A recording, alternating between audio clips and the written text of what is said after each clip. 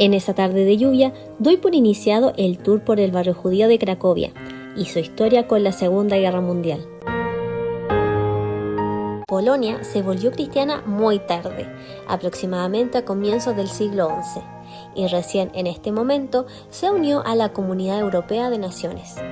Le llevó unos 200 años comenzar a emerger como una nación-estado con un fuerte potencial de desarrollo. Necesitaban rápidamente desarrollar el país de manera económica y cultural, y para eso su opción más rápida y eficaz eran los judíos, ya que ellos podían leer, escribir, tenían siempre un nivel alto de educación, ya que debían ser literatos para estudiar y cumplir la Torá, y la educación general era parte del conjunto. Además, los judíos eran excelentes banqueros, contadores y administradores que sabían activar la economía. Entonces, en 1264, el rey Boleslao de Polonia proveyó una carta de privilegios invitando a los judíos a venir al país. Y con la suma de las expulsiones judías desde Inglaterra, Alemania, Portugal e Italia, de a poco fueron emigrando y levantando el país, llegando a ser por muchos historiadores de la época Polonia como el paraíso judío. Aquí nos encontramos en pleno corazón del barrio judío.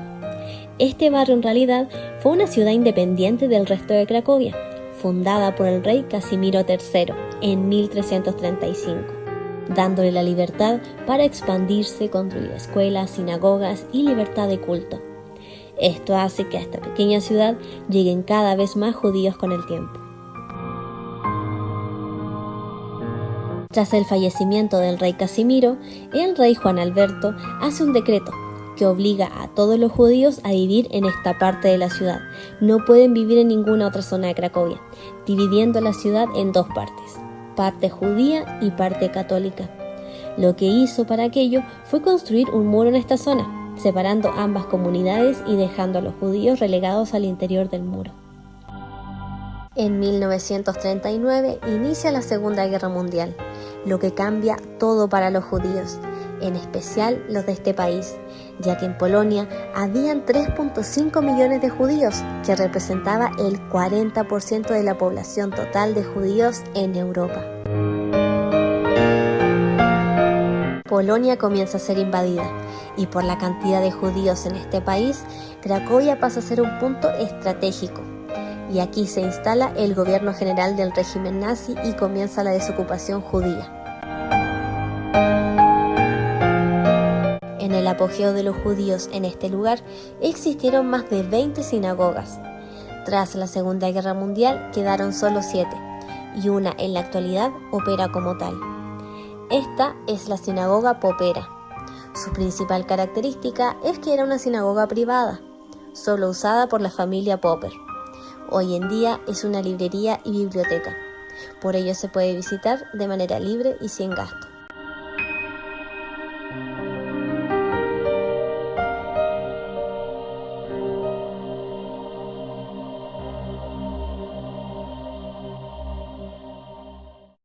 Aquí encontramos el monumento a los judíos asesinados durante la Segunda Guerra Mundial. Una piedra gigante, ya que para los judíos este era un material milenario, simbolizando además que el dolor de la pérdida es tan fuerte y resistente como una piedra. Su lugar tiene mucha importancia. Está dentro de lo que fue un cementerio judío, el cual actualmente no hay lápidas, solo césped alto. La ocupación nazi se encargó de quitar todas las lápidas, y con estas hicieron los caminos de piedra hacia los campos de exterminio. De esta forma, le decían a los judíos que estaban pisando sus propios antepasados, que tenían poder sobre su pasado, allanando las tumbas de sus familiares, que tenían poder también sobre su presente, por el sufrimiento causado, y además sobre su futuro, por el poder de sus inminentes y torturosas muertes.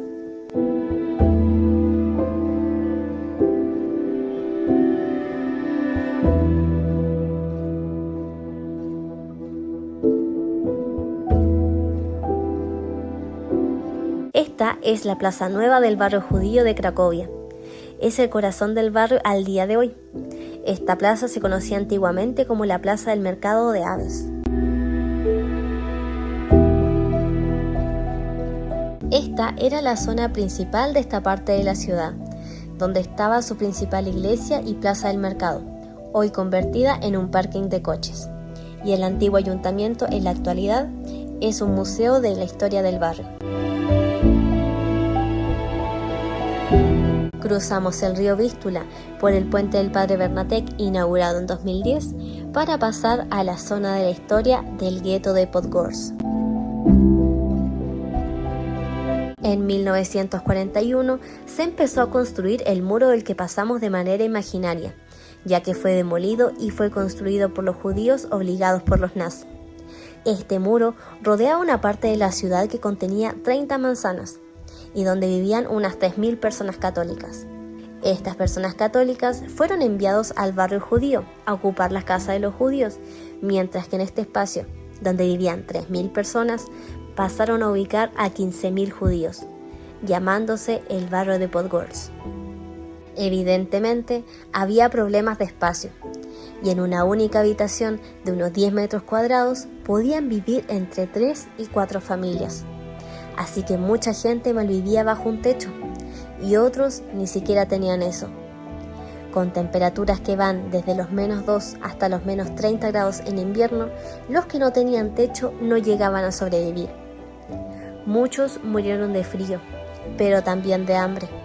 La ración asignada para vivir eran 125 gramos de comida al día, que con el tiempo el gobernador de Podgorsk, Hans Frank, lo redujo a 25 gramos. Cuando esto ocurre, su único objetivo era que no quedase nadie vivo en este lugar de la manera más lenta posible.